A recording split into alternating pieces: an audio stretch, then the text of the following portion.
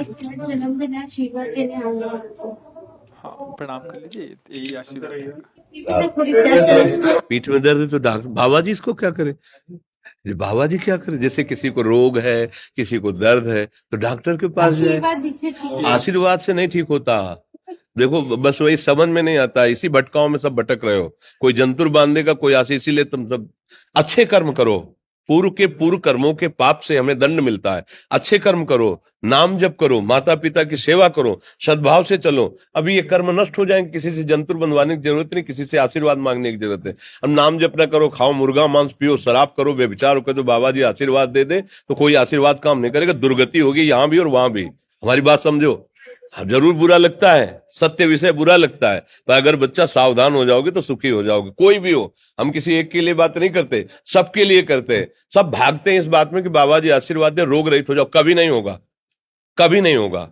तुम्हारे आचरण ठीक होंगे तब तुम्हारा सब काम बनेगा। हाँ, अब देखो ना, खा रहे हैं जीवों को उबाल उबाल करके मांस, पी रहे हैं शराब, कर रहे हैं बेविचार, बुद्धि भ्रष्ट होगी और नष्ट होना पड़ेगा, क्योंकि आचरण गलत है। कोई आशीर्वाद किसी का काम नहीं करेगा। आप अच्छे आचरण करो, माता पिता की सेवा करो, परिवार की सेवा करो, समाज की सेवा करो, नाम जप करो। शरीर में कोई छोटे मोटे कष्ट आवे उनको सह जाओ, आगे चलकर आप देखो कि कैसी उन्नति होती, अच्छा होगा, मंगल होगा। इस भ्रम में ना रहना किसी के आशीर्वाद से कुछ हो जाता है। हम आपको पक्की बात बताते हैं कि आज बाबा के यहाँ गए थे यार, पीठ में दर्द कम हो गया। ये तुम्हारा पुण्य लग गया, पुण्य बन गया, तुम्हारा कर्म। तुम आए ना यहाँ, तो जो जो पाग आगे धरे कोटिन यज्ञ समान, साधु दर्शन के लिए भाव से आए तो तुम्हारा वो रोग नष्ट हो गया, तुम्हारे कर्म से नष्ट हुआ। तुम सत्कर्म किए ना, उससे कर नष्ट हुआ। बात समझो बच्चा, आप हमारे घर के हो सब। आशीर्वाद देने से हम कई बार कहा कि अगर तुम सुखी हो जाओ तो हम किसी से न मिले, चुपचाप अपने कमरे में बैठे केवल आशीर्वाद देते रहे सबको। लेकिन नहीं सुखी होगे। सुखी होगे तुम अपने कर्म से। को न काहू के सुख दुख कर दाता, और निज कृत कर्म भोग सुन भ्राता। हे भाई, अपने कर्म का भोग ही आपको भोगना पड़ेगा। कोई भी तुम्हारे कर्म को नहीं मिटा सकता, एकमात्र भगवान।